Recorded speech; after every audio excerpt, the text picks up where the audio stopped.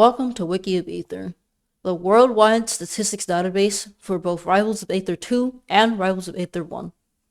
I'm Jazzwabe, and today I'll be showing you exactly how this site will be function should I decide to properly code it in HTML and CSS and make it a real thing. First up is the home page. Immediately, we get right to the point here. You're able to search power rankings from around the world, find statistics on your favorite player,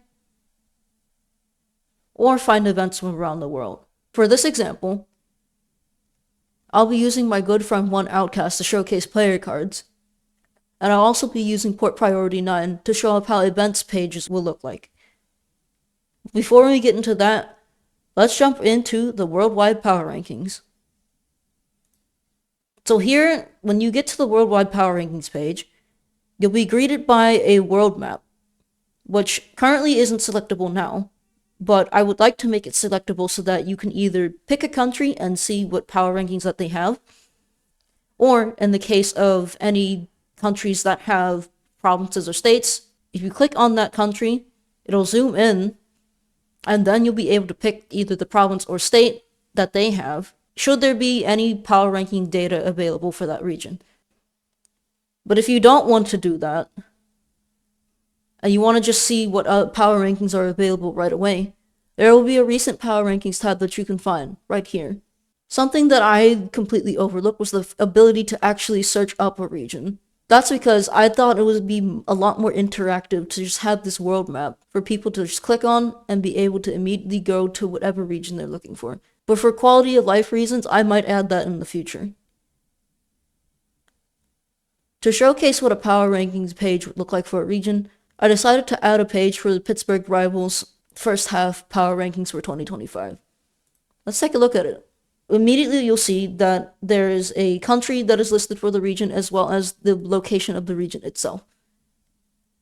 Similar to how Smashers app, or also known as Super Major, lists their PRs on mobile, you'll be able to swap through multiple PRs if there are multiple PRs given for a specific region. This page isn't here, but if you were to click this back arrow, you'd be greeted by the Pittsburgh Rivals 2024 power rankings. But here you can see the players that are ranked, as well as their honorable mentions. Each of these players will have clickable profiles that you can go to. We'll be taking a look at what player profiles will look like a little bit later. But speaking of players, let's head over to that tab. You'll be able to find players and stats from those players from around the world by simply clicking on the left and right arrows here between Rivals 2 and Rivals of Aether. Events will also work this way, although that is not coded in here in this prototype. It is mainly done here for the players, just to show off what a player's card would look like for both Rivals 1 and Rivals 2. But here on the players page, in addition to being able to swap between which game that you want to find people for, you also have the option to search up that player based on that game. And you'll also be able to see what players are featured on that page. So once you select a game, you'll be able to type in a player that you're looking for from that specific game.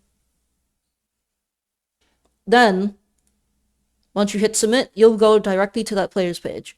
So for my friend Outcast here, once again, you'll be able to see the country the player's from, the exact region that they're from. You'll be able to see the socials that they have, and their win rate to start. Next up is the characters and the stages. For this example, I wanted to include mains and secondaries, but for the sake of simplicity, I decided to just leave Crag here. In the future, you may be able to cycle through characters that a player is using and be able to see the percentage that they use them. Similar thing to stages. Originally, I was going to have a player's most used stage and least used stage, but for the sake of time, I decided to just leave the player's most used stage or favorite stage on here. Next is the power rankings that a player is on. Using the back and forth arrows, you can select the PR period that any player was on. Lastly is the tournaments that a player has gone to. Something that I wanted to do with tournaments on a player's card is that it either indicate that this is the next tournament that a player will be attending, whether it be online or offline, or if they aren't going to any tournaments, then both tournaments will show up as recent. So it will either take the two most recent tournaments or the most recent tournament and the next tournament that they're going to. Online tournaments will be indicated by this globe icon here.